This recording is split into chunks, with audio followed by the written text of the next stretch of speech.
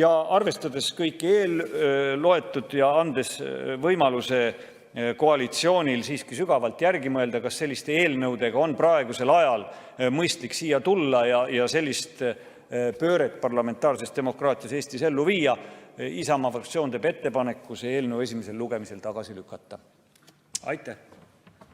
Aitäh! Järgmisena saab sõna Mart Helme Eesti Konservatiivse Rahvaerakonna fraktsiooni nimel. Palun! Aitäh, härra eesistuja, lugupeetud kolleegid, nii palju kui teid veel siin kuulamas on. See on väga murelik moment praegu. Ja murelik on ta sellepärast, et esiteks lõhutakse Eestis välja kujunenud parlamentaarseid tavasid ja lõhutakse väga jõhkralt. Ja lõhutakse mitte lihtsalt sellepärast, et iga Riigikogu koosseis omab õigust ja võib oma tööd korraldada nii, nagu selle koosseisu tasakaalud ja esindatused Riigikogus on, vaid seda tehakse väga sihikindlalt ja väga pika perspektiiviga. Ilmselgelt on Reformierakond õppinud, et opositsioonis olles hakkasid nad kaotama kontrolli riigis toimuva üle. Ja nüüd on vaja astuda samme, et see kontroll mis tahes valimistulemuste tulemusena tulevikus käest ei läheks.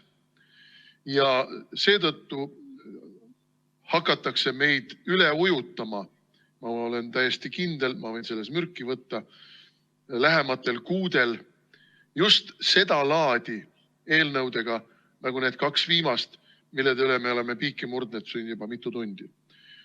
Eelnõudega, mis peavad tagama, et liberaalsed jõud jääksid sisuliselt igal juhul võimu juurde ja saaksid tagada igasuguste eelnõude, tavade ja mille iganes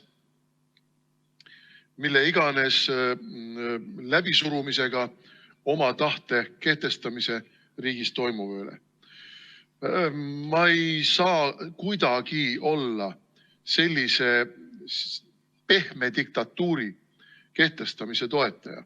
Ja mitte ainult mina, kogu meie fraktsioon.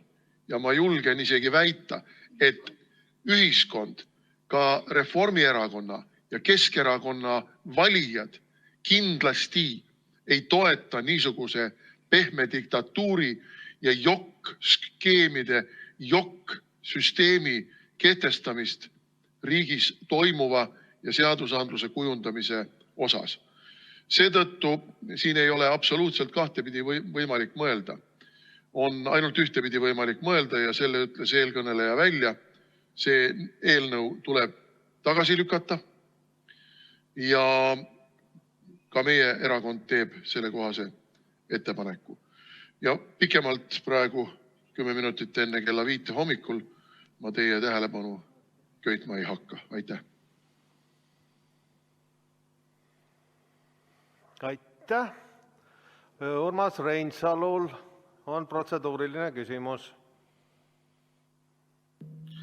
Aitäh! Ma ei tea, kuidas teiste kolleegidega oli, aga minu igal juhul Mart Helme sõnavõttu ajal mul küll väga katkendlikult see oli ja ma suurt osa sõnavõtust ei mõistnud. Et mul on istungi juhatajale palun palve, et kas istungi juhataja refereeriks Mart Helme sõnavõttu või annaks võimaluse Mart Helme sõnavõttu korrata. Aitäh! Aitäh! Siin saalis oli küll tema sõnavõtt väga hästi kuuldav, aga ma võib-olla paari sõnaga refereerin, et Mart Helme tundis väga suurt muret selliste tendentside üle, mida Reformierakond ja Keskerakond on väga jõuliselt juurutamas erinevate eelnõude ja muudatuste läbi, mille läbi lammutatakse nii meie parlamentaarset demokraatiat kui ka demokraatiat laiemalt Eesti riigis ja kinnitas, et Eesti Konservatiivne Rahvaerakond toetab selle eelnõu tagasilükkamist. Jaanus Karilaid, kas on protseduuriline küsimus või? Tahan öelda, et ennem ei olnud kuulda ka härra Seedri kõnet. Kas saate refereerida, mis tema põhipoint oli seal? Aitäh. Aitäh, ma arvan, et te olite siin saalis ja te kuulsite suurepäraselt seda, et ma ei hakka seda küll ümber jutustama. Urmas Reinsalu, protseduuriline küsimus. Vabandust, ma sain suurepärast härra istungi juhataja jutust, aga ma ei saanud aru, mida kõneles härra Jaanus Karilaid. Kas... Ei, aitäh. Jaanus Karilaiu repliik ei olnud oluline, see oli lihtsalt selline pahatahtlik väike väljaütlemine. Mart Helme, palun.